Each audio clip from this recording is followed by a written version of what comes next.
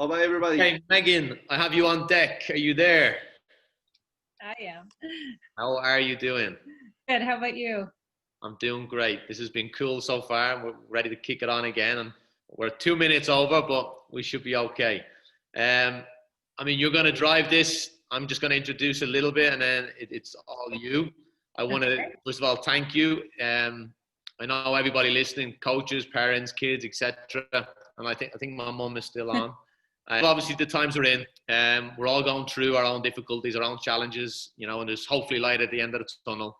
And this is something me and you and the club have talked for over a year now. And, we met with the coaches on Monday and we opened up, and we talked about those struggles. And this is for mainly the parents, but I know you're going to touch on kind of all different aspects of it.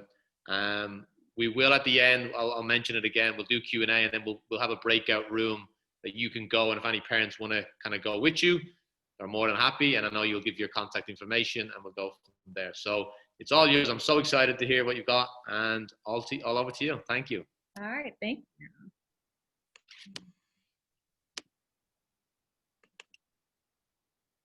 we go. All right. Okay, so yeah, thank you very much, Nick, for having me.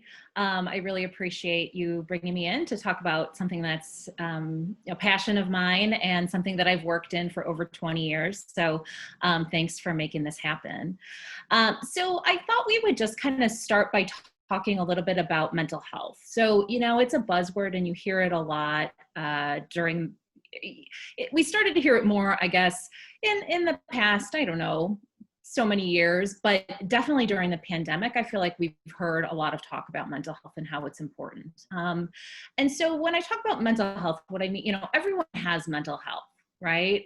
Everyone in the world has mental health. And it's a piece of our health that, would say is incredibly important to take care of. And if you're going to, look at our kids or yourself holistically, then mental health is part of your picture of holistic health.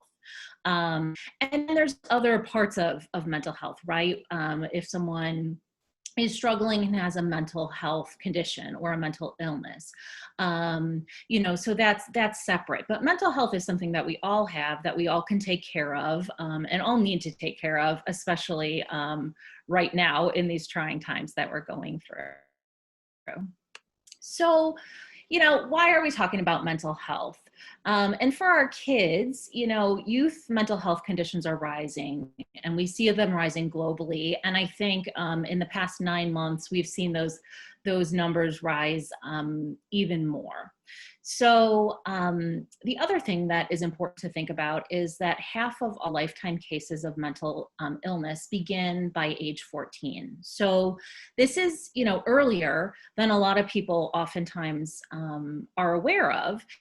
And I think just having this knowledge is really important because it does, in the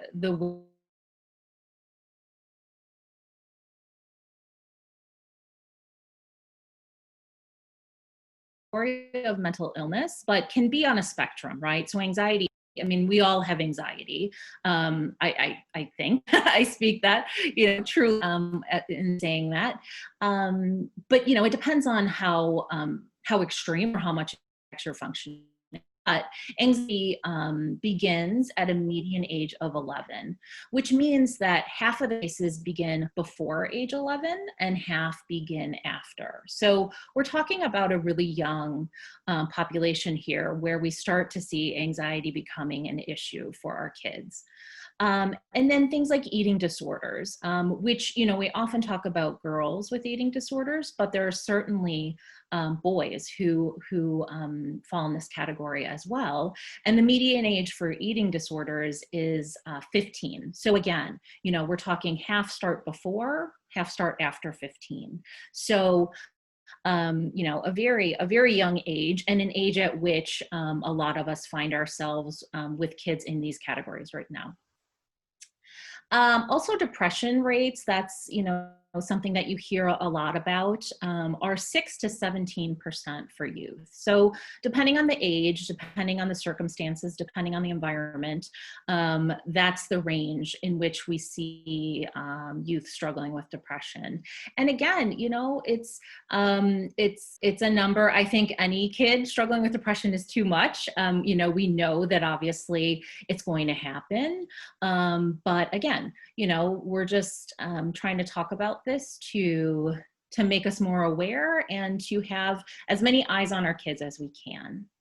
And then just the final little statistic here, 1 in 5 youth experience a mental health condition. So that's, 20%. They say, if don't struggle with emotion, someone you know or care about does. So,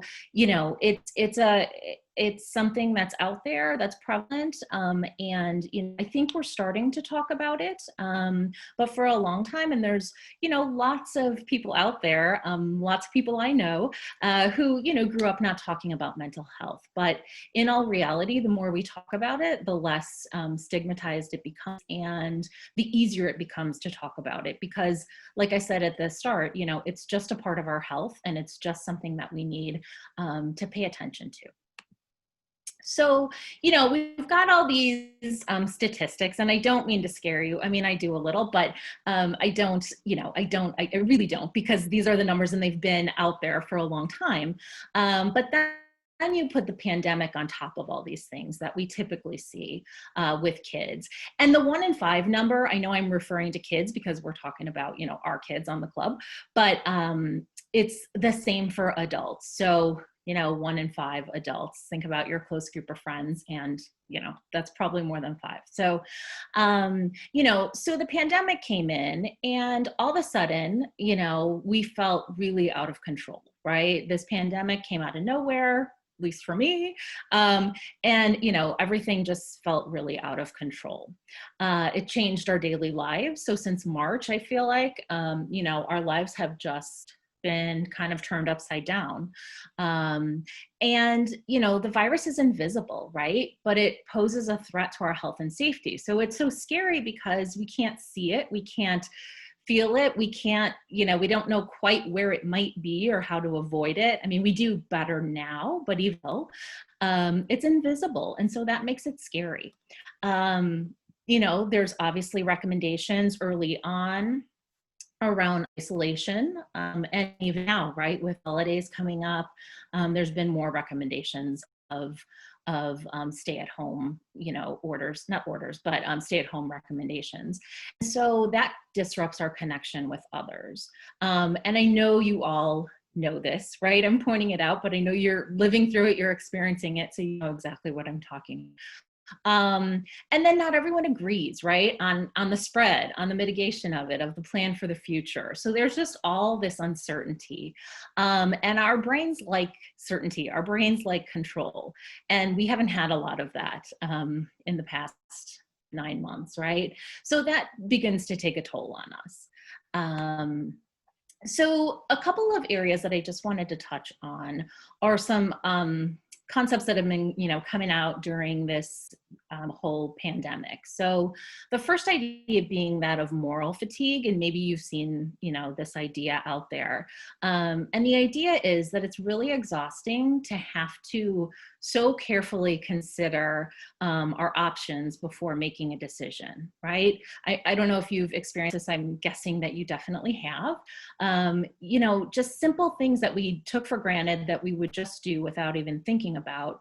Nowadays, we really have to think about it, and we really have to put a lot of our mental energy towards making these decisions. So things like, is it worth it to go to the grocery store, right? Do I really need that gallon of milk, or is it too big of a risk? You might have thought or talked with the club about, do I want to send my kid to soccer practice, right? There's so many benefits to it. But then, oh my gosh, what if he or she gets exposed or something while, they're there? Will I make one of my family members sick if I go to visit for Thanksgiving or for Christmas? So all these things that we really have to think about before, we just did, are taking so much of our mental energy these days that we're feeling the sense of moral fatigue. Another fatigue that we're also feeling is Zoom fatigue, which I appreciate you being on this talk right now because I'm contributing to your Zoom fatigue. But you know, when we meet in person, what we see is that our brains are used to being able to read all of the nonverbal cues that come with social interaction when you're in person. You know, the fidgeting that you see, the eye contact, a deep breath that someone takes when they're kind of like trying to get into the conversation. And so because our brains are so used to doing this, it takes very little conscious effort for us to read all these cues and to follow conversations.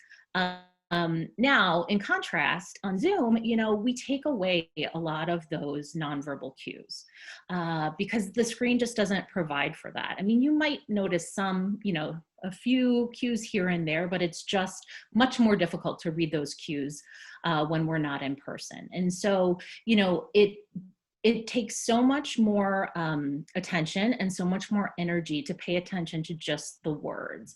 And so we find ourselves really, you know, really concentrating, really struggling to hear every word and process that instead of using some of those nonverbal cues that we typically do.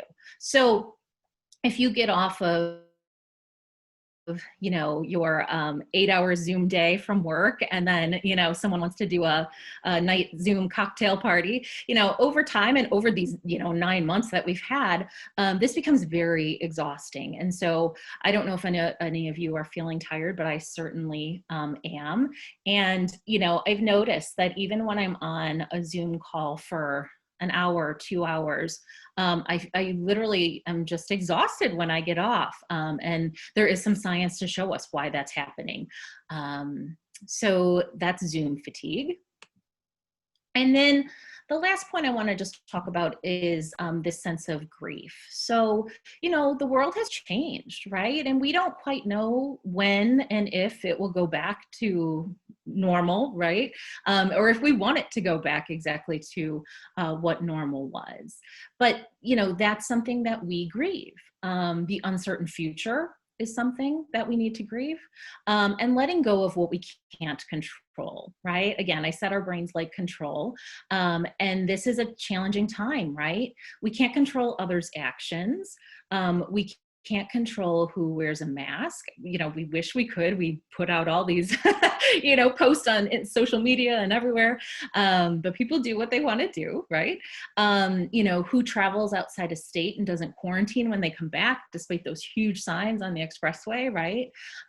You know, or even like simply if you go to the grocery store and does the person in back of you, you know, stand or do they stand right up next to you?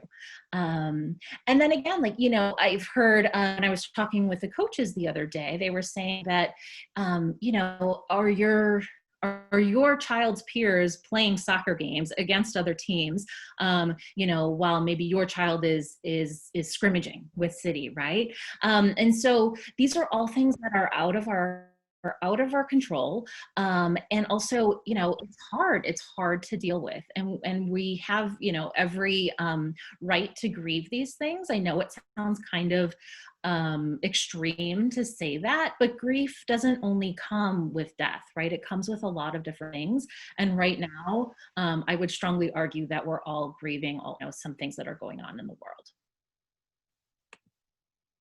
Okay, so all right, that's all, you know, doom and gloom, right? So what do we do? You know, how do we identify and understand and respond, you know, to signs of challenges within our kids and maybe and even with you know, I'm not asking anyone to raise a hand, but I'm guessing that some of these things are, you know, ringing true with you as I say them. So, you know, just to kind of put it in perspective, we are in a very difficult time, but the great thing about youth and the great thing about, you know, human beings in general is that we pass through challenges with real, you know, relatively little difficulty. And when we encounter these difficulties, you know, especially youth, as they're growing and learning and taking all this information in, they often thrive, they often mature, and they often increase their competence. So, you know, I'm really crossing my fingers that this happens for my 14-year-old, you know, because it's a lot of tough stuff that he's going through. But I also think that, you know, he's going to learn a lot from this. And so I'm hoping to see that happen. And I think that for all of us, you know, we will build our resilience. So that's the good news. But I just want to give you some things to look for. So, you know, if you are noticing any changes in yourself, in your child, in your niece and your nephew, in a child who you know, work with, whoever it is, you know, these are just some things to look for. So in the area of physical changes, things like lack of sleep or increased sleep, overeating, not eating at all, headaches, nausea, changes in hygiene. This one is hard because, you know, like I said, I have a 14-year-old boy. There's no hygiene going on. I wouldn't put a red flag on, but you know, if your child is typically, you know, very hygienic, brushes his teeth, you know, washes his face, and starts not to, that's where you want to look in. An inability to relax or restlessness. And there's more. This isn't an exhaustive list, but it's just, you know, an idea to start looking for. Then we look at emotional changes. So things like depressed mood, irritability, anger, anxiety. With kids, what we know about kids is that when they're feeling out of control emotionally, a lot of times what we see are the behaviors. So we notice, you know, if a child is really sad or depressed or anxious, a lot of times it comes out as anxiety or anger or irritability, which are hard, right? As a parent, it's hard to see those things and to try to be understanding around those things. But the thing is that there's always something under those, the mood shift. So if you can, and you know, we don't always do it perfectly, me included, you know, you want to just try to figure out where this is coming from.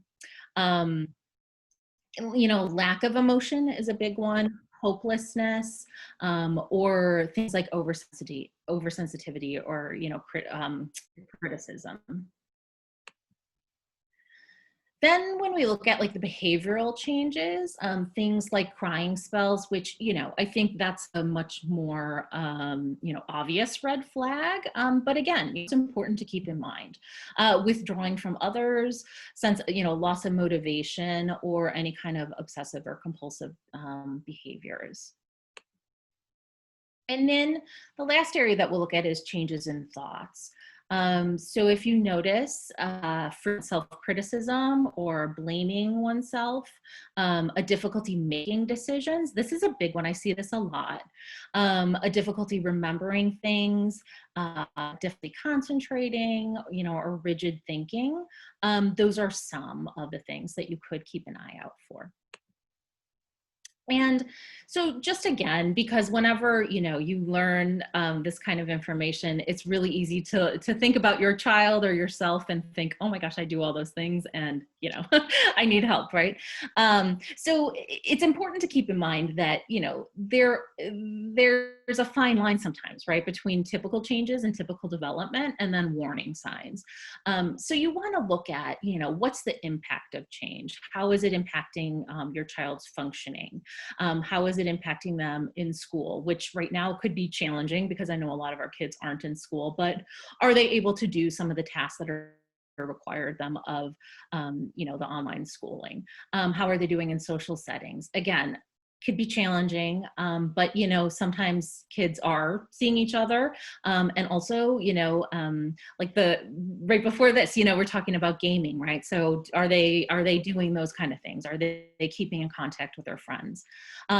Looking at changes in daily activities, and then looking at changes with family at home. So, you know, like I said, it's even a more challenging time, I think, to figure some of this out, because a lot of our, you know, clear markers that we would typically look at are a little bit all over the place right now in 2020, but you know your child best. You know when something is shifting. You know when something doesn't feel quite right. Follow your gut, and if it's something that you're at all worried about, you know I always say it doesn't hurt to just sit down and talk, right? It doesn't have to be a long conversation. In fact, it's probably better that it's not. I catch my son in the car a lot of times. He can't get out.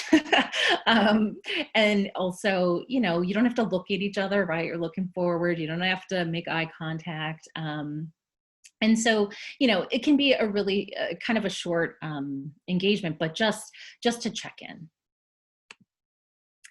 And the reason, so I want to, those are all the things to kind of, look for and why.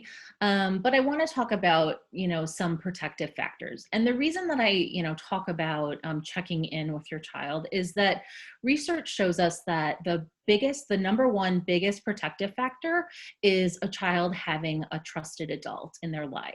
So, that could be you as a parent, that could be a coach, that could be a teacher, that could be a number of different people. But as long as your child has one trusted adult in their life, that is the most effective protective factor. And so, I was talking with the coaches and I was saying, it just gives me such hope that that is the thing that makes the biggest difference, because that is something that we can work on and we can shift and change if kids do not have that. So that's important to keep in mind. So some things, to look at in terms of self-care that can be protective factors. And I'm sure you've seen, stories on the news, stuff on the internet about the importance of maintaining a routine, of eating well, of getting good sleep, of getting outside, exercising, playing, I'm happy that the kids have been able to play soccer, because not only does that help with the routine, it helps with the exercise, it helps with the social component. It's such a nice thing for our kids to have, to look forward to have something to do, to feel skilled and accomplished at. So these are all great things.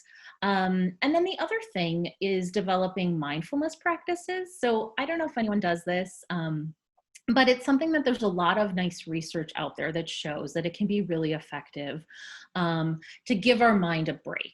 We rest our body. Like if you were to run a marathon, you would go get a massage, you would put ice, you would rest for a day or something, to rejuvenate your body. And we don't often think about doing that for our minds, but it's really important. And it doesn't take a lot of time. It can be 5 minutes a day, of doing something within the mindfulness practice or meditation. So these are just some ideas that I like. It's not, I'm not linked to these, but they're free, they're on YouTube. And I found them effective with some of my clients as well as myself. And then, probably the hardest thing around trying to think about self-care is working to accept the discomfort of the unknown, right? We can't change what's happening. And so trying to accept it.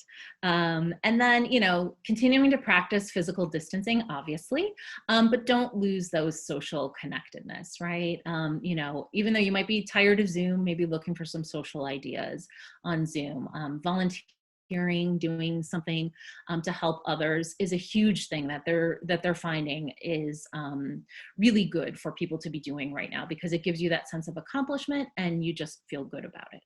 And then knowing when it's time to ask for help, right? It's like I said in the beginning, it's really important to you would go to the doctor if you had a broken arm. Why would you go to the doctor if you were struggling with anxiety? And then just to let you know, if you find this interesting, if it's something that you want to know more about, there's this thing called Youth Mental Health First Aid. And it's like CPR, but for mental health. And it's really this class that shows you how to look for signs in children that you might want to, then further explore. It's really about supporting our kids and giving us all confidence and, some knowledge to feel empowered to talk to our kids about mental illness. These are some of the things that you learn about. There's a whole, like in CPR, you would have ABCs. In this, you have a 5-step action plan that you would follow. So I think it really helps to make it very concrete and easy to follow. And it's meant for people who are not professionals, people, who just have contact with kids, anyone who has contact with kids. So if you're interested, take a course. I would love that.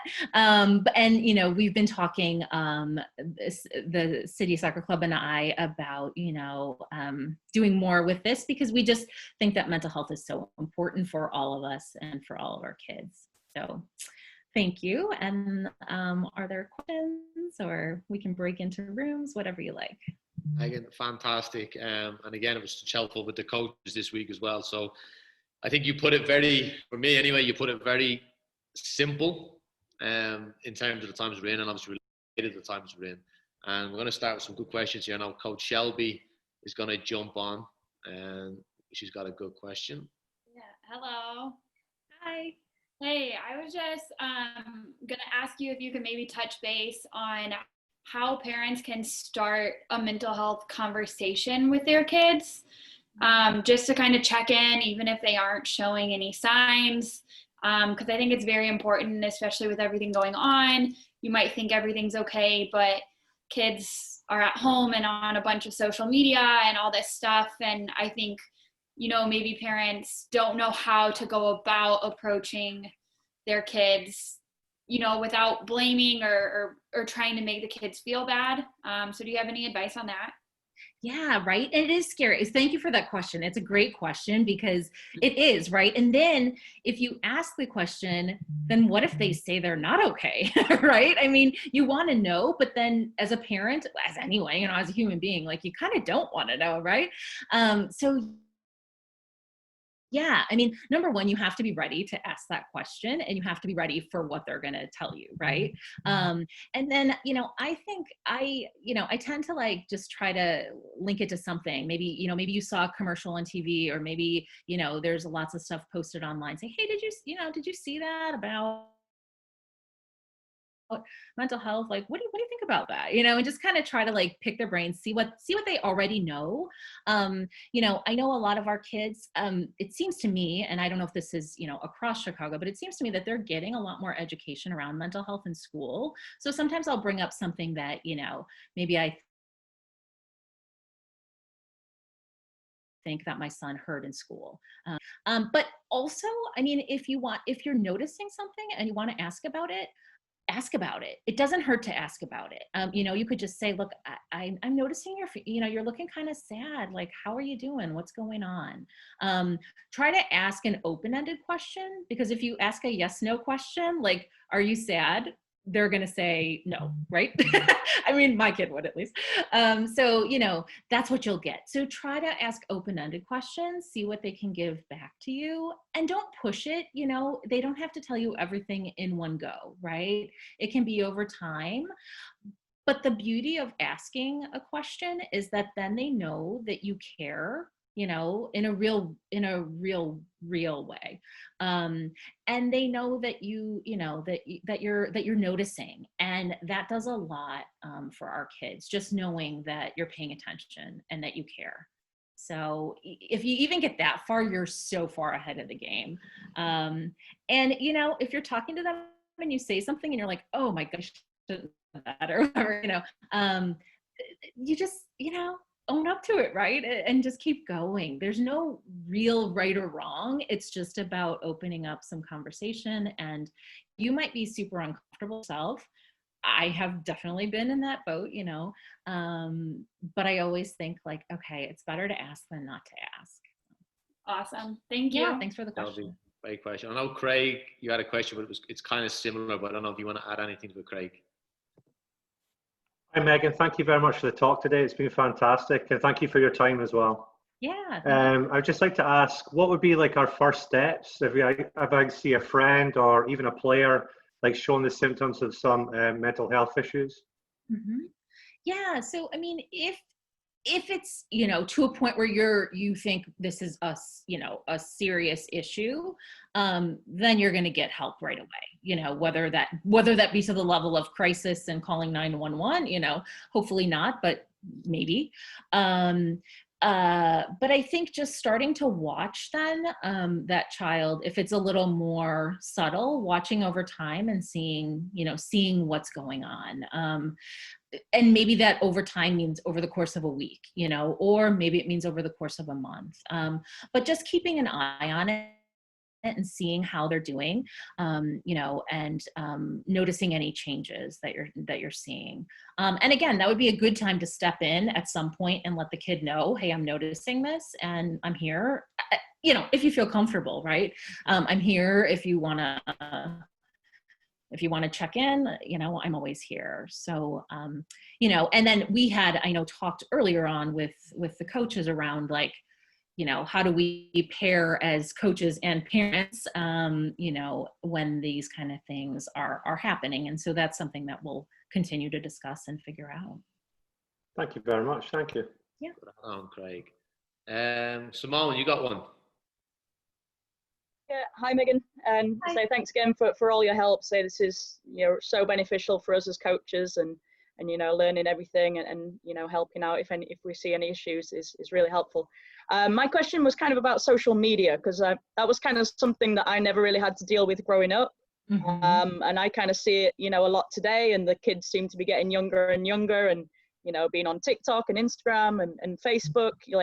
So what kind of influence do you think that has? And, do you think sometimes that has more of a negative influence on kind of youth mental health? Yeah, good question. Yeah, unfortunately, I mean, I think we do see a lot of negative consequences of those things on mental health. You're always available, right? And you're open, and many more people can see what someone might say about you, right, than ever could before, at least when I was a kid growing up. So there is that piece of it. And yeah, I think we have to be careful. But the thing is that all of these things aren't going away, right? And they really are the way that kids connect to each other. And I don't know. I don't hear my son like ever making a phone call. They just snap each other, So, that's how they interact. And so to take that away is also, I think, not the way to go. Not that I'm an expert, but I just, I don't know. I don't think you can. So, trying to keep an eye on it as much as you can. But I think that's where, some of these things where if you start noticing changes in your child, then you try to figure out, right, is it coming from some things that are happening in that social media arena? Is it at school? Is it at home? Is it, what is going on? Because yeah, social media, I mean, there are some good things about social media. Even like the gaming, there's been some talk that, it helps with frustration tolerance. Which I never thought of, but and it helps with like developing some skills and social skills even. And so there are some good things about it. So I don't mean to be totally negative about it, but there are definitely a lot of things that we have to keep an eye out for. And then some that we never will know, right? Just because of the way that social media works. Thank you very much, Megan. Yeah, thank you. Questions, Simone. Megan, I'm gonna touch on one here. And I touched on in the coaches meeting on Monday, and I've obviously been thinking about it, is, again, going through this period of time, and I'm speaking to families and our family and friends, is we have our good weeks, we have our bad weeks. When we have those bad weeks, and I personally have dealt with it, is you start to beat yourself up of like, why you're not doing all the things you did on your good week. And I know you touched on mindfulness. Is there anything else how do you limit or prevent yourself falling into that trap, because it's so easy to do, and I'm sure a lot of people can relate to that, and I know I can. So any other, I guess, techniques or things that you've seen or discussed or worked with would be very helpful. Yeah, I mean, I think the first thing is just noticing that you're having some shifts in your mood or you know, your general kind of affect is key, right? Because if we don't know that that's shifting, then there's nothing that we're ever going to do about it. So just kind of trying to pay attention, you know, to ourselves. And then, you know, once, I think if you're paying attention and you're aware, that puts you ahead of the game already. And then I think, you know, I mean, I wish there was like a magic answer for that, because you know, I'd be a millionaire. But you know, it's really you know, I'm an occupational therapist by trade, and what we've shown over and over, time and time again, it's all about the little things. It really is. It's about, you know, your routine, having a sense of accomplishment, doing the things that you enjoy, you know, maybe doing some volunteering, right? Where that piece comes in, where you feel very accomplished and you get, you know, those good chemicals in your brain going. Whatever works for you is what's going to is what's going to work for you. It doesn't have to be like a rocket science idea. It really comes down to those little daily things that make such a big difference in our health and wellness overall. You know, it's kind of like exercise, right? If you did it like once a week, you wouldn't really notice a huge change. You know, it's a thing with your mental health. It's about that just every day kind of working at it is where we see you know, the changes and the benefits. I definitely agree. I think that's what I've somehow taught myself, is just like do the little ones instead of going all where like sometimes we go to extreme. Just little bits will help, and it does help, and it has. So I appreciate that. That's good. Yeah. The other thing I want to touch on, I know you said it as well, and I know just especially, I guess, to do with like men, right, with our friends and our family. And I've had a few friends just reach out and just say, and I'm so happy they did, and they just literally would text me and go, I need you right now, or I need to hang out right now, or whatever it is. There's not so much information, and sometimes the conversation when we do meet up goes into detail, and sometimes it's just the fact that you had that kind of that fellowship or that chat. And so I would encourage anyone just that, like you said, just ask. And I know it's not easy for all of us to do, but anyway, so Yeah. anyone else? Sorry, go on. Just asking like, hey, how are you doing? Like, really, how are you doing? You know, because we hear that question all the time, right? How are you? Oh, fine. You know, like, yeah. And how many days are you actually really fine when you say fine, right? So, you know, like, but asking, and, you know, you don't have to ask every random person on the street, right? But just the people that, you know, that if you ask that question, then it gives them permission to say something. You know, they may not give you, like you said, it might not be, oh my gosh, and, you know, the floodgates open, but it might just be having a rough day, don't want to talk about it, but, you know, like, thanks for asking. Like, it just feels good to be asked that sometimes. I mean, you know, some of us get really scared when we're asked that question, because it's like, well, I'm supposed to be fine, but I'm not. You know, but over time, I think, yeah, like the more that you ask, the